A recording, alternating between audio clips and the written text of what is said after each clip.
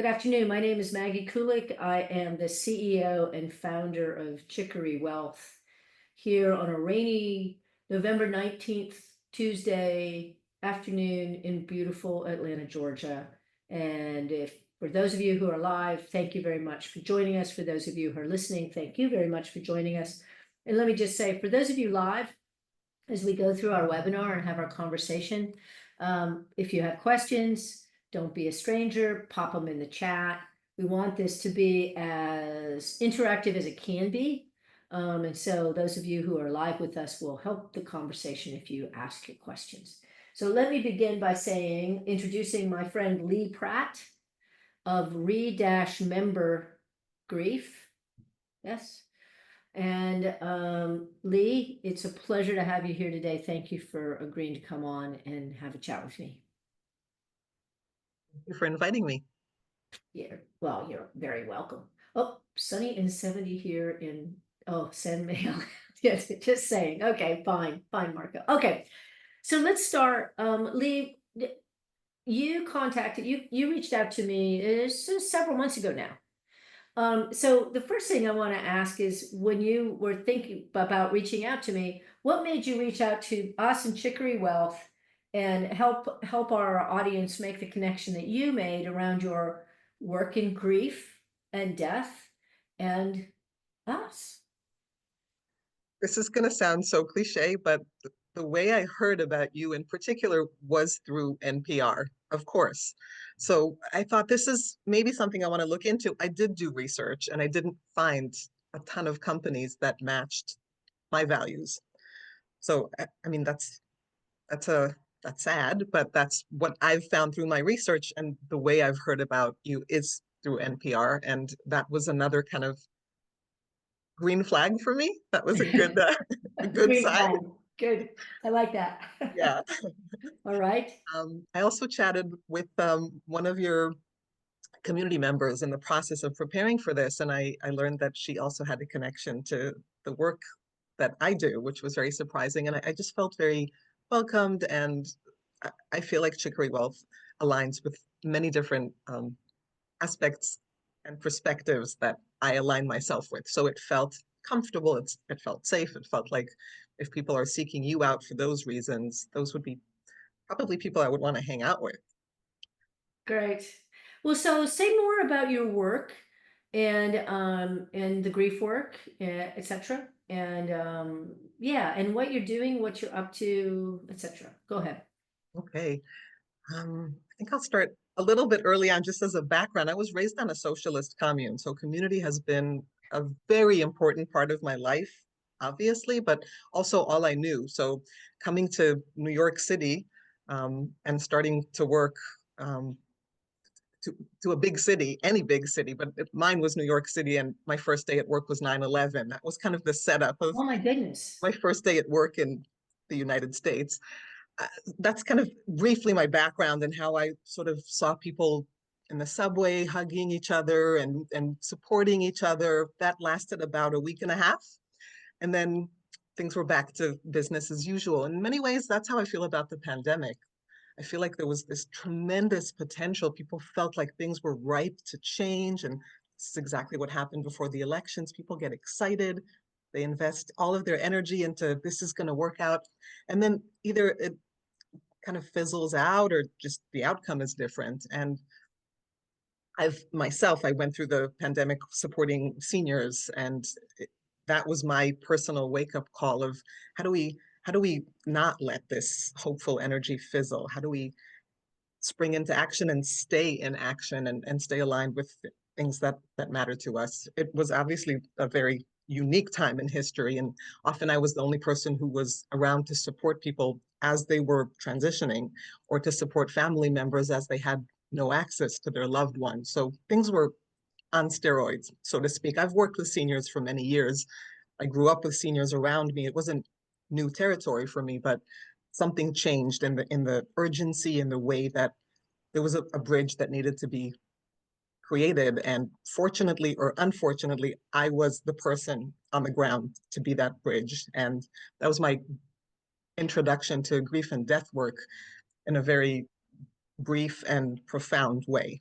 So how I Hey, came yeah, to. say a little more about that because you and I talked on the phone that you during the pandemic, there were elderly folks in care communities that were cut off from their loved ones and were dying, Yep, right? So literally. yes, so what were you doing? And first of all, remind me how you got yourself in that situation and then what you were doing during that period of time, if you don't mind. Sure. I was the executive director at a senior low-income housing in I see. Buckhead. So 300 people were under my immediate care, so to speak, and we decided, to close the building off, even though we were not, we were an independent living building. So that was a very hard decision to make because technically people work, they go out, they visit family, and we had to shut the building down. It was a Right.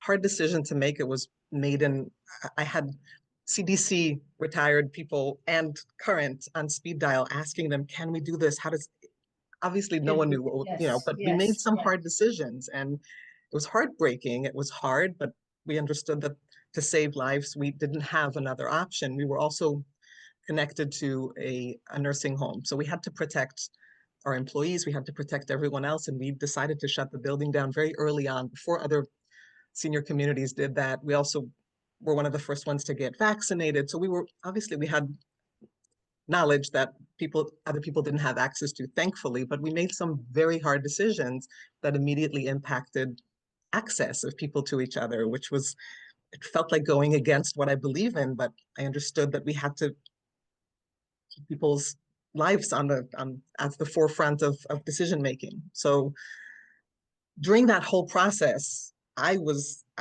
leaning on people for support, but I also felt that every time I came home, there was a whole thing we had to like desanitize ourselves just coming home. But I would go through, there's a little forest behind my house, and I would just go and literally lay down on the ground for a few minutes to kind of mentally let go of certain things that I didn't want to carry back home into me. I didn't like, I knew I couldn't continue to function without A, the support of other people, but B, I had to have this literal connection to nature to keep going. That was what kept me going. Those two, the support of other people and nature. And it wasn't, it's not, I didn't sit and plan how to do it. It intuitively happened because that's what I needed and that's what I had access to and that was accessible to me. And it's what I grew up doing, as I mentioned. You lean on people and you lean on nature. That's how you get by. Mhm. And as I did more and more of that and became, again, fortunately or unfortunately good at it, it became really important. And I saw what a difference it made for people to die with support, with someone there, with access to someone caring about them. Um, Obviously, in a building, you have a built-in community, but many of the people that live in low income senior facilities either don't have family or estranged from family. So I had to be the family in lieu of family for many, many people during a very difficult point in history, not just in their life. No, no, right, right. And that led you to do what now? What are you up This, to? this work, 100%, it expanded from just, death is a moment in time. The preparation for and the aftermath of death, I think, take up a lot more of the type of work I do. The fear of death and seeing death as a transition to something else, which really expanded my personal horizon. People reached out that were transitioning to a new living place, maybe living abroad or moving to a new country, retiring from a job, ending a relationship, having a loved one pass. I think in many ways, when you end a relationship and the person is still alive, there's some awkwardness that doesn't happen with death. You can't quite, it's not the same. The person is still living, but you made a decision or the other person made a decision to stop a relationship, which complicates the way people process this kind of loss or ending of, um, if people have pets, they know that when a person dies, there's, remember the good and the bad, but when a pet dies, there's very few, your pet always greets you with love. Well, cats don't always, but you know what I mean. So when you come back home and no one jumps on you and wags their tail, there's something a lot more complicated about processing a death of a loved pet that is 100% unconditional love 100% of the time. And people that lost a child or a parent compare the death of their pet. They say, I can't even explain to you. Of course, society doesn't accept that. They're thinking, how could you say that? But there's a lot of nuances that we don't often talk about that I got very curious about and wanted to create a space for people to talk about this publicly and comfortably, as opposed to walking around in isolation awkwardly and not having a place to share this and thinking I'm probably the only one thinking or feeling these thoughts. So I Mhm. want to normalize these conversations. Part of the way I do that is through connecting with people in public spaces. We're also building a cemetery is really community based. It's green burial, obviously, that's not a new concept. But Mhm. what's special about what it is we're offering is that this is a way to grieve in community, to prepare in community, and to know that you will be held in a place that will be perpetually cared for. So it's talk about legacy, you're creating promise that this space will remain wild nature for as long as we can tell. And again, based on community, it's not just this place where you go and it's a place where you have to be a community member to participate in doing this, and you have to care about people. I know it's hard to say, well, how do you measure that? But it's a different concept. It's a new concept. I don't see anyone else talking about this or doing anything similar. And it's local. It's near Rome. It's in Georgia. I was gonna say, give us the details. Tell us what this Sure. is. Yeah, go ahead. Speak to this. What's it called? First of all, tell us the name. Just Love is the name of the space. That's where you can find more information about this project. And there's a whole section. Green Burial is what it's going to be called. But I really want to have people think about the concept of community as being in the forefront of what this is, because green burial is definitely not a new concept. I mean, ungreening the burial system is a new concept. That's been new in history. So this is really Mhm. going back to the basics, to what we've our grandparents and their grandparents. Funerals happened at home often. The deceased were taken care of by people at home. So this is nothing is new here. It's sort of a remembering of how things used to be and what for some people works better, especially in times of confusion and fear and concern. We lean back on the people that we care about. We build communities and we support each other. Nature helps a lot too. Mhm. Mhm. So you've come together as a group to, do you own, how is the land? Green burial is burial in the land in a particular way, so there's lands there, so tell, again, give us the Sure. details. How's this work? The land is owned privately. So Okay.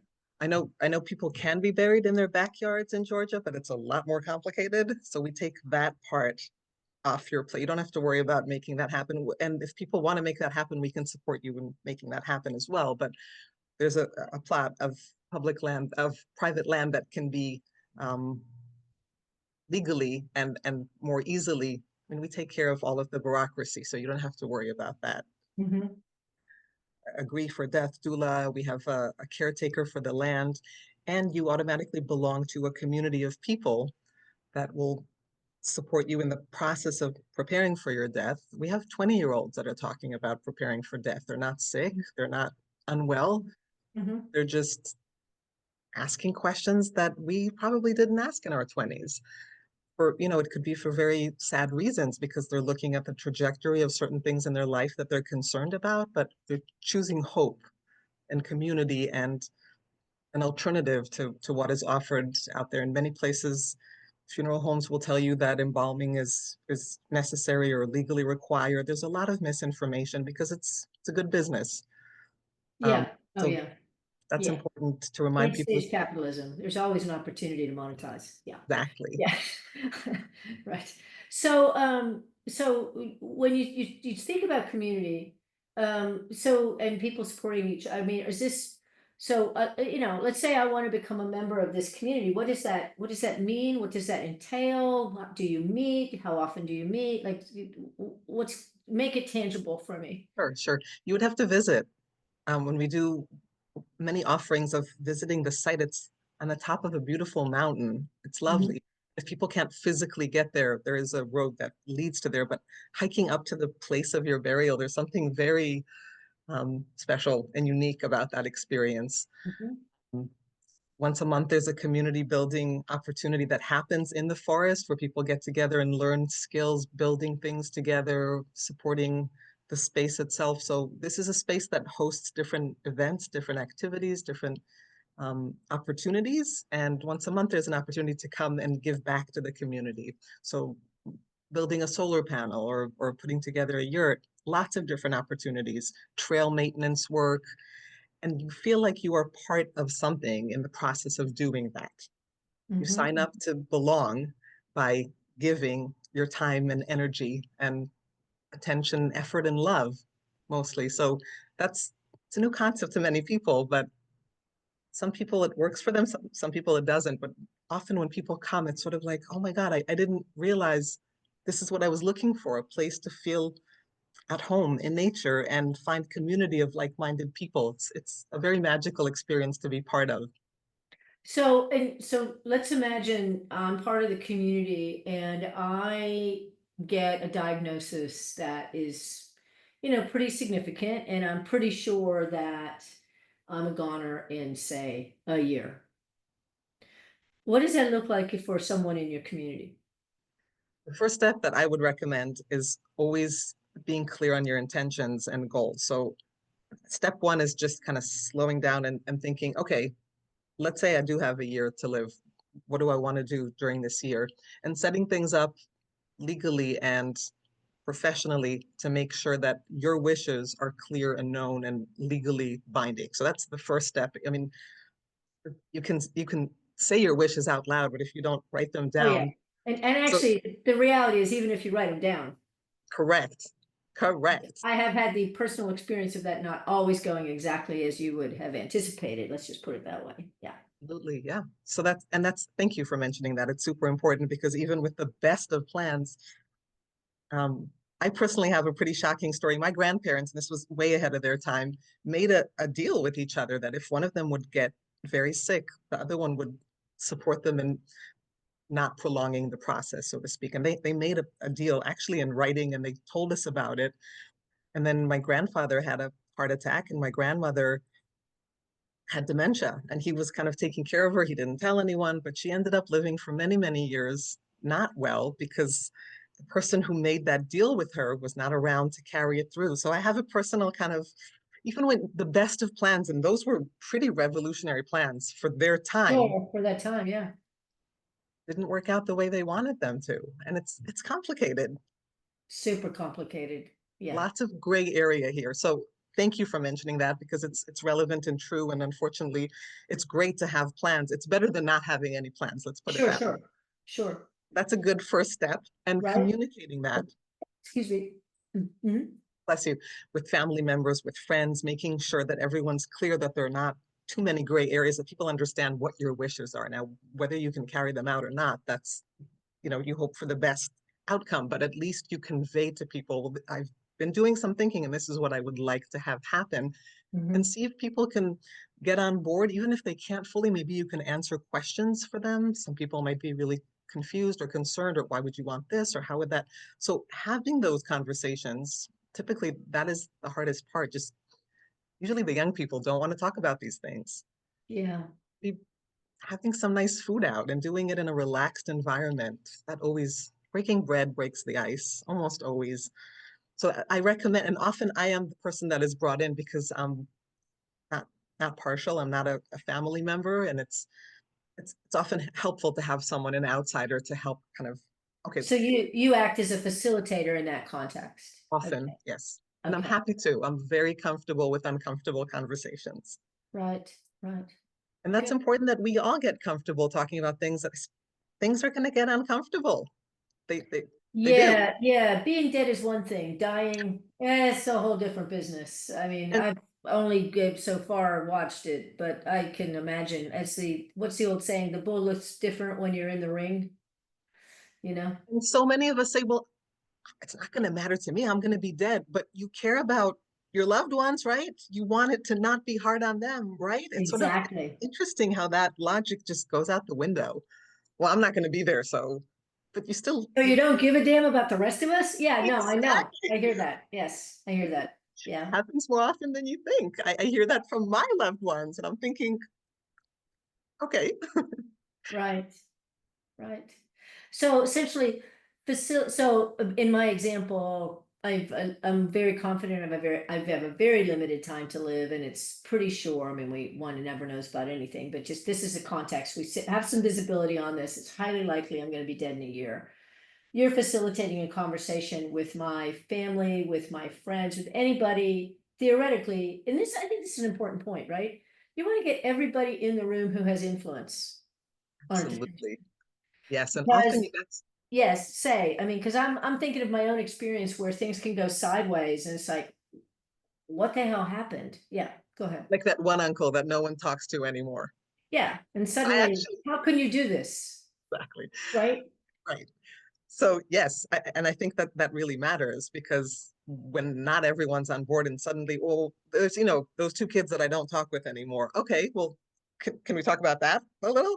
There's unfinished business that needs to happen. So you can put everything down in writing legally, but can we talk about the unfinished business too? And that to me is what really matters at the end of the day. It also allows people to die a good death often because if you're holding on to grudges, if there are forgivenesses that have not been given or made, or there's always a chance to clean things up, even at the very last minute. And I really encourage people to make their closures matter. It Yeah. often gets more urgent when you have a short time frame, but it allows for tremendous things to happen. Yeah. Yeah. So, you said die a good death. That's an interesting, and so I have a question for you. I'm working on the assumption that you've had the experience of being with many, much more than the average bear in terms of people who passed away. Um, um, and I'm sure you've seen easier and harder, right? Do you think this is just no scientific study, but I'm curious. Do you think there is any correlation between people who have cleared those things and people who haven't in terms of their ability to let go? I mean, anecdotally, I would think so, but I have no idea that I have a very, very small subset of people in my life that I've been present to when they were passing away. Undeniably so, in my experience, my personal experience, undeniably so. And what a difference. I mean, knowing the person before and after, I can also compare what it looks like when you're still holding on to things that are sometimes literally killing you from the inside. Right, right. So yes, it does make a difference, a tremendous difference to everyone involved too, because grudges are typically held on two sides, typically, not always. And often the one-sided grudge is a lot more complicated because there's no one participating and you're really wrapped up in a story that no one's cooperating with. So you made this whole scene up and now you're Yeah, completely yeah, isolated. yeah, yeah. Okay. All right, so let me go on with this analogy. So you're having these conversations. How would you, for example, or you and your community intersect with someone who in this community or in your own work was in hospice care? Mhm. What's that intersection look like? In other words, if someone said, I want you to be and I'm making this up, you may not even do this. I want to hire you as my death doula. What's that going to look like? Oh, by the way, we talk money. What's that going to cost? I mean, how does this work? Sure. So again, most important is to think what it is that I want of the process. And I'll use what you want to get out of the process. I'll use your example of you just came back from the doctor yesterday, and the doctor said we're looking at about a year maximum. Yeah, So you have that's the time frame you're working with. You're going to sit down and think, what do I want to accomplish? And again, I'm going to encourage you to get all of the legal yeah, bureaucracy stuff out first, but then we're going to do a deeper dig if you're interested. Some people are not interested, and the interesting part about this work is that I can't do the work for anyone. I think it's important for all of us to remember that we can't do this kind of work for anyone. We could want it all day long. We could it could destroy us that we can't do this work for other people. But if people are not willing to do the work, no one can do the work for them. Yeah, I'm putting that out there because it's important to remember that we come with good intentions, but this is not, this is personal work that can often happen in conjunction with other people, but I can't, I can want it more than the other people, but I can't do sure. the I work want you for to them. talk about your dying. I don't want to talk about my dying. Right. Exactly, Yeah, yeah, exactly. And sometimes people don't want to talk about that, but they want to do the work. And it's just they have to kind of work around it because they've not seen an example of what it looks like to talk about it. Some people do want to do the work, but just don't have any tools because they have not seen it. It has been something that no one talked about, certain words that can't be said out loud. So there's working through that as well. But if people don't want, I mean, and that's typically the person who dies kicking and screaming because they're not willing and they're holding on and they're not, there's no closure, there's no processing. There's, to me, that's an example of a not so good death and a yeah, yeah, preventable not so good death. I mean, it doesn't have to be that way, but it can be. I mean, some people are committed to that and that's probably yeah, what they're going to have. So yeah, again, no judgment. I'm just there as a resource for people that want to have a different outcome, that believe that our grief illiteracy is hurting us. It's not helping us process. And grief comes to play not just in the death of a person or a loved one. There's so many griefs throughout our life that just kind of get pushed aside or don't get acknowledged. And in a typical company, you get 2 days of bereavement for an immediate family member. Had a coworker who had one child, her mom lived with her, and they both passed away in the same week. She used her 2 days for the first death. So, I mean, this is, again, it's not a rational way that we deal with death in society or grief. And not a lot of people are talking about that. I want to create a place where people can have these conversations, normalize conversations about loss and grief and death. And death is not the only, I mean, that's the acceptable. That's the one that HR gives us the day off for, right? And if it's your pet, yeah, that doesn't count. So these are things that we need to talk about because they're yeah, happening and people are reacting to them and then they're told that they need to react differently, which I think makes the hurt even more complicated and difficult to move on from. There's a time frame that's allotted, and if you surpass that time frame, well, it's time to get back to work. So you, yeah. Yeah, and I mean, there are, there obviously there are religious traditions, some that really understand there's a long trajectory and they have demarcations for it. And then there are other traditions, like my own formation in Christianity, where the demarcations are they're very abbreviated. It's yes, not like, I have had some clients who were raised in different sects of Judaism, and they're laying the stone a year later, right?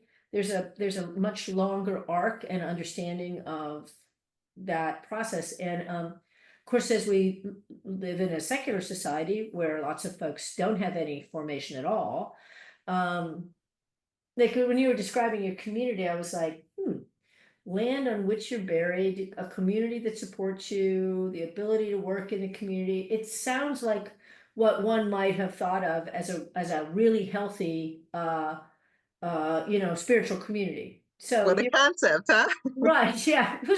I've never heard of that. So, but there are plenty of people who do not belong anymore to spiritual communities, or they belong to spiritual communities, or they belonged, speaking of grief, they belonged to a spiritual community, and that spiritual community maybe no longer suits them or fits them, or something has happened, and where they might have intended to be buried now doesn't feel like sacred ground anymore. And talk about grief, right?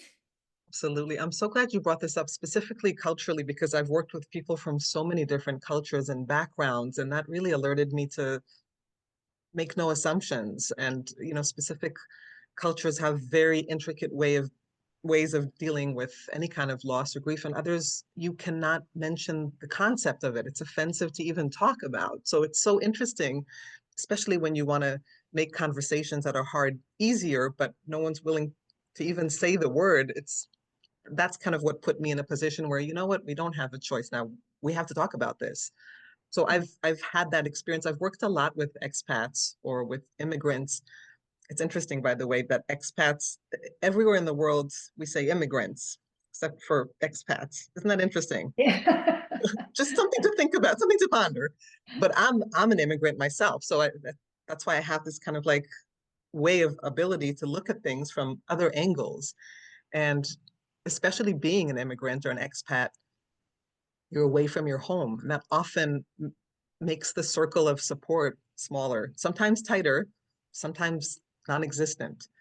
So for many people that find themselves for multiple different reasons in a different, even city or state or country, different language, a different culture, to go through this process alone is so much harder, so alienating and isolating. So that has been also a very big group that I've been working with because I have an understanding that others might not have of what it's like to live outside your culture.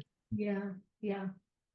And when we were talking before we came on, you raised the issue of um, cultural grief, that is to say, or moments of cultural grief. And I'm looking simply at the people who are live with us today, and I feel confident in sharing that all of us here are experiencing grief vis-a-vis the moment we're in, culturally and politically in the United States. And my, just speaking for myself, I'm like a rock that's like, what, when you throw a rock across a pond and it skips, my tendency is to skip right past the feelings of grief and go directly to rage. I mean, anger is a little too light a term for me. I'm coming down off of the nuclear option, but I was like right there for about a week and 10 days. Um, and I recognize in my own life, so much of my own, when anger gets triggered, it's unprocessed grief. And so I just, want to give you an opportunity to speak to that. Thank you for saying that. So important. And I want to say that maybe in certain circumstances, it might have saved your life to jump into that anger and Oh, action. And I can tell you, I know for a fact it did. I want Yeah, to give that space because, yeah, and it's okay to acknowledge that. yeah, It's the way we were programmed. It's what was available for people around us. It's how we were raised. Very similar to you. That my default is okay. What do we do now? Roll your sleeves. We're gonna, and anger often, rage especially, gives you the power that you need to not right, and do nothing. So, but at the same time, jumping to rage every single time doesn't allow you to look at things that are scary and hurtful and to process them in a way that is often super helpful and healing. mhm, There's mhm. also a term called post-traumatic growth. So I do want to look at that as a peak. There's a lot of research that these are helpful opportunities, actually. Yes, very hurtful. The anger is, it's like compost. If you spread it around the garden, you'll have an amazing garden. If you leave it in one pile, it kind of stinks and it doesn't do Mhm, what it's designed to do. Grief mhm, is the same way. Grief mhm. is like compost. If we process it, we can make a lovely garden. And grief is also, to me, proof of love. If you didn't care about a person or a pet or about a situation Or an idea, or a concept or exactly, right, if you didn't care, you wouldn't budge. It wouldn't phase you, right? So a way of connecting to, okay, this is proof that I really care here. That right, is that's important. right, It's again not a lot of space for that, especially now when we feel so urgent and we feel like, are you kidding me? We don't have time we need to get to work. right, right. I understand that feeling. I feel it myself often. There's a way to channel the work to work that is also acknowledging of the pain of the loss of actually pulling people in and looking at these things because when we rage alone, it's Yeah, not the same. yeah, yeah. Well, I mean, the emphasis here I'm hearing loud and clear is on how we community. Community as a verb, not community as a noun, but how we community. Not just even to say create community is as if you do something and then it just sits there and we've created, isn't it beautiful? It's like, yeah, no, it's not like that. It's like it's an active process, and It gets messy too. Well, yes, oh, yes, yes, yeah, very And messy, very and that's messy. okay. We have to, it's okay. That's how things get. If nothing ever got messy, it would mean that you're not really making something real. Yeah, yeah, yeah, exactly. So to go back to the manifestation of your work in the form of this, as one example, this form of this plot of land, right? So uh one to be part of that, one joins the community, Mhm. right?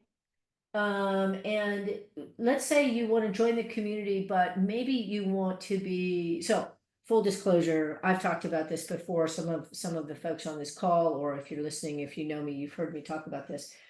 I don't know how many years ago now, maybe five-ish, invested in this it's a company, but it's like more like a communal project called Recompose. You're familiar with Recompose? Very, yes. So Recompose was the first group I'd ever seen who was offering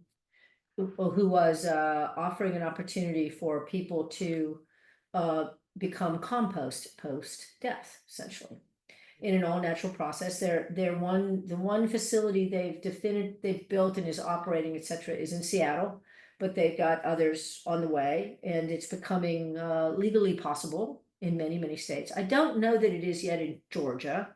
Oh, Not yet. Okay.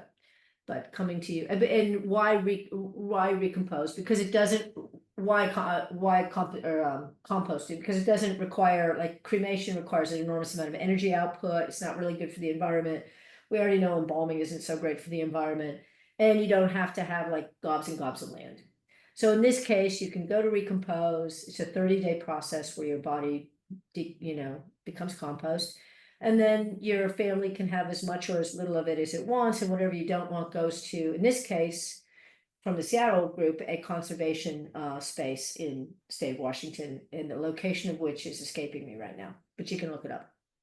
So, but if I was compost already, if I went out, was deep, became compost, and my family came to you and said, we'd like to put a chunk of the compost here on the land, you would probably be able to accept that, right?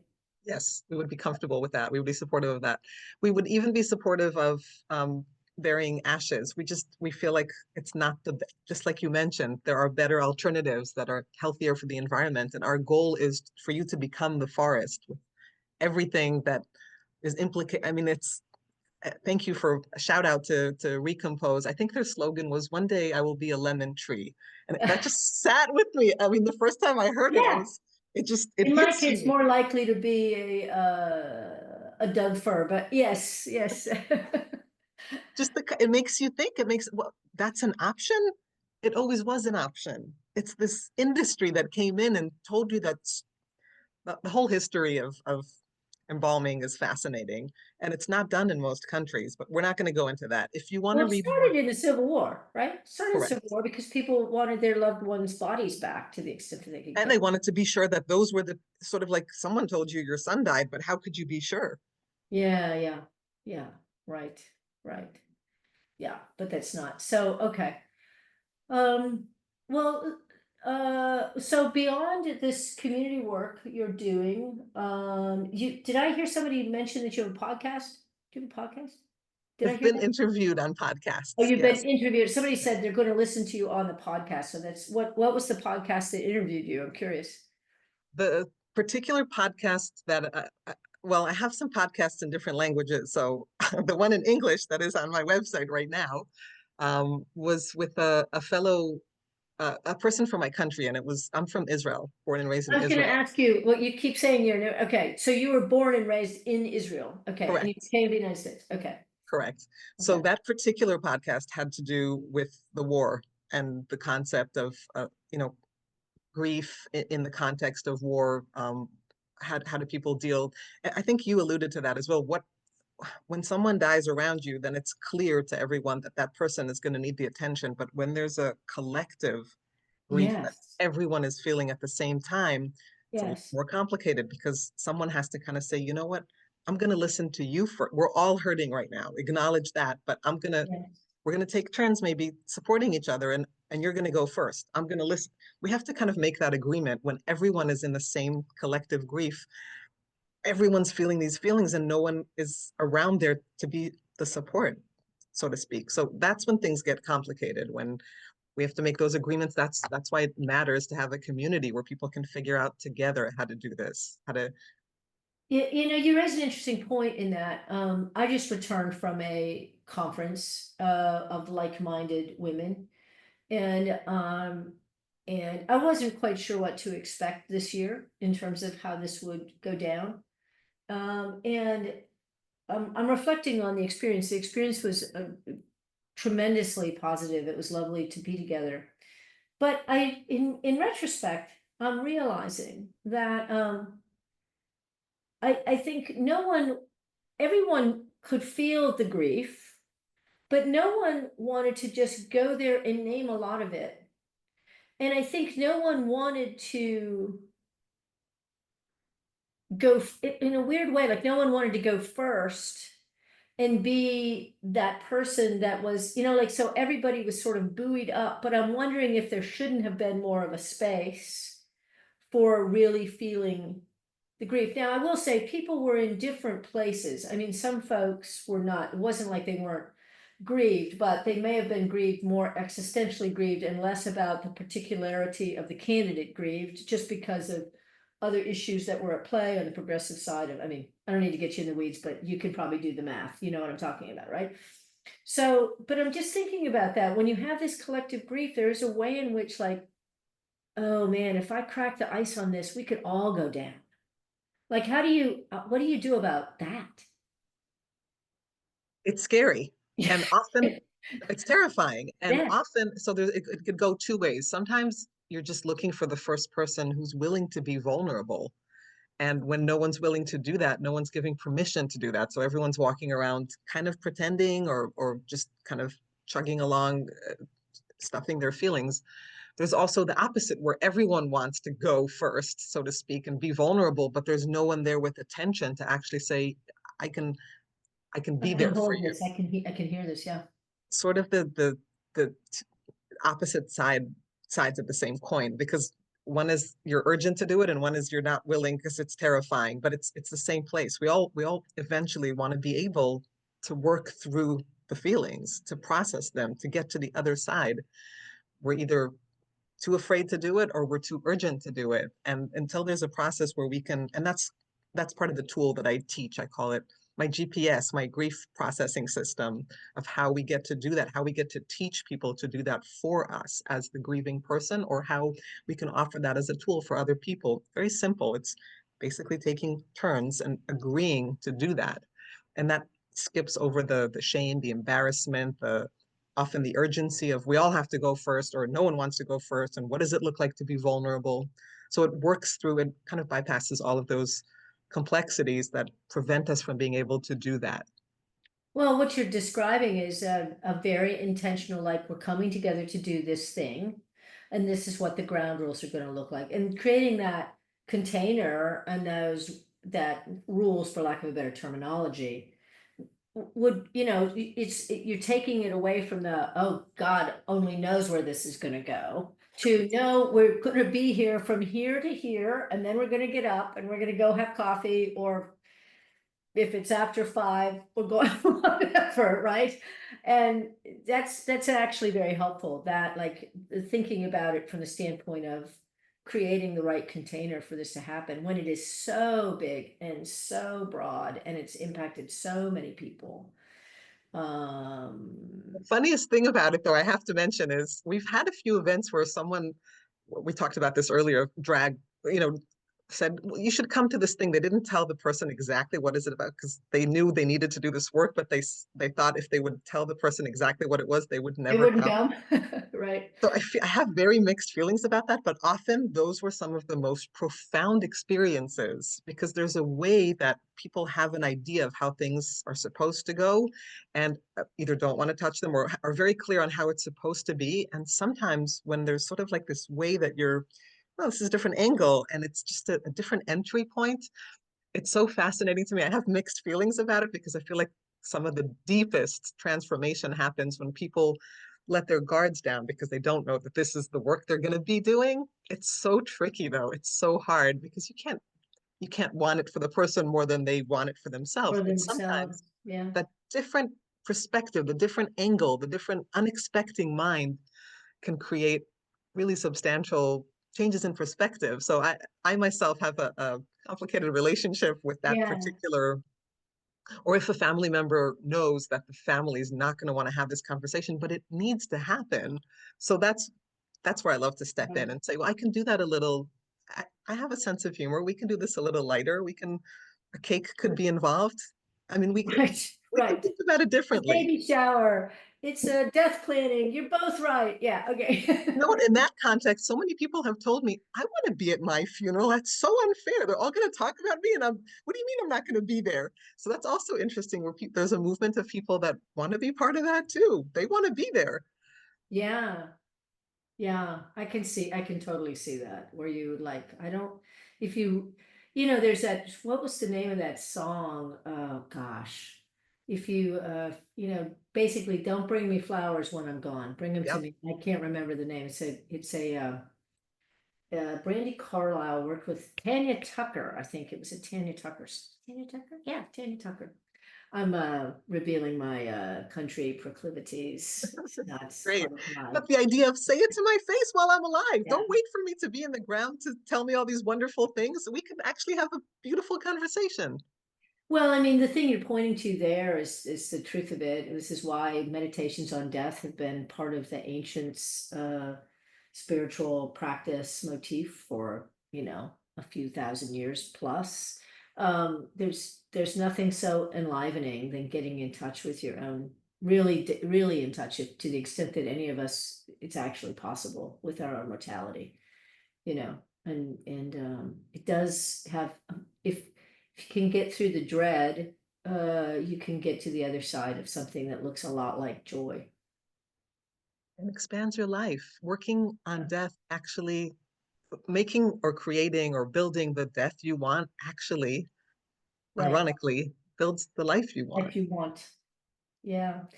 It's interesting. It's a very interesting, and it's a topic for us as financial planners, that it has, and for me has always been very potent because ultimately, what's our job? Our job is minimally to try and help people not run out of money before they die, be in a very flat-footed way, right?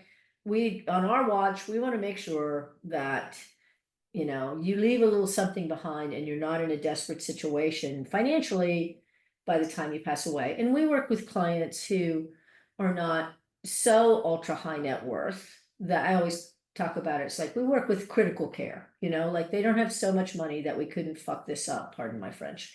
So it's important, really, but the tension of that, of course, is we also recognize that we don't want to be in the business of helping people live their least best life out of fear.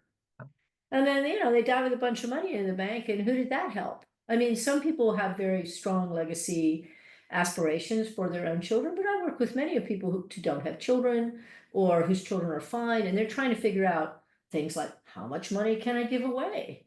How do I time this right? And it's very, very hard because, like I used to joke, I do these workshops. It's like the most important piece of data we need to build your financial plan, we by definition can't have, and that is when are you going to die?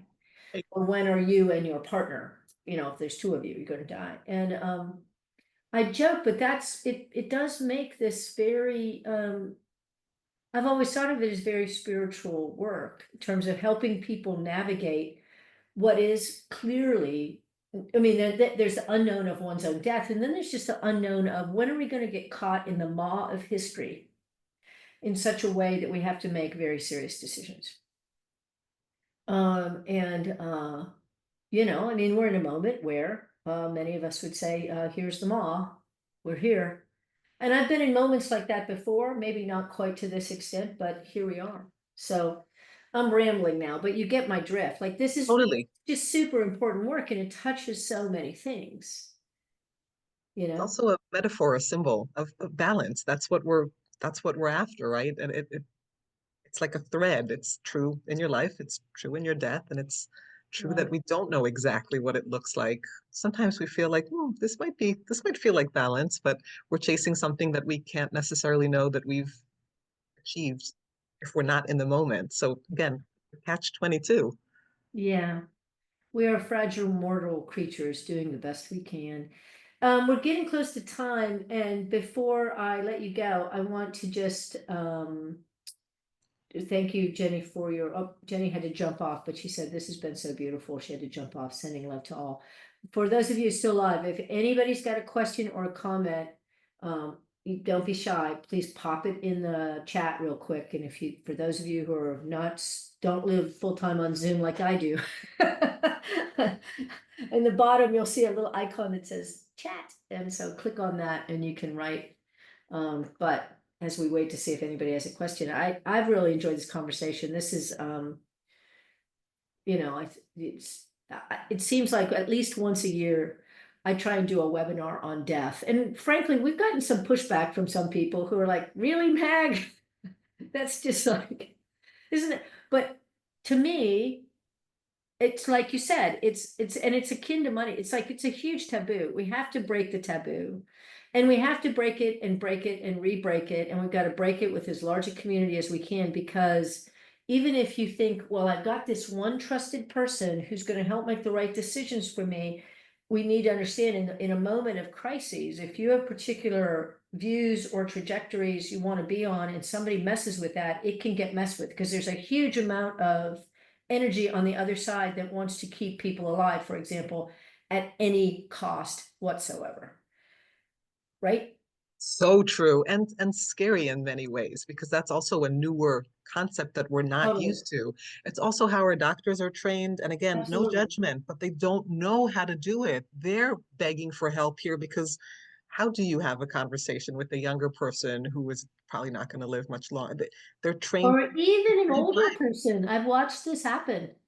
You know, my partner famously tells the story of being in a hospital with her father who was dying of liver disease and had, you know, been diagnosed, and it was clear he was very, very sick. And the liver doctor essentially said that, and then said something like, but, you know, make sure you eat, you know, and all this stuff. And Wendy says to her, you have to become comfortable with the fact that your patients die. And she tells that story that she said, she watched the blood drain from this person. I wasn't in the room, but I believe that. And it is true. And I can appreciate that doctors don't encounter people like my partner all the time, where it's like, come on, let's get real about this. But being able to, you know, so today, if someone says to me, my doctor said X or her doctor said X, and it's very bad news, I'm like, it's very bad news, because it takes a lot for a doctor to cop to how bad the news is. I think that's my Absolutely, yes. And it's a glaringly missing part of the training. I actually reached exactly. out to nursing programs and said, please have me. This is a part that is not part of your training, but it needs to be. It needs to be. Yeah. Well, listen, I'm gonna close. Thank you for those of you live with us. We really appreciate your participation. Lee, it's been a pleasure. I'm sure we'll continue our conversation, and but thanks for being with us today.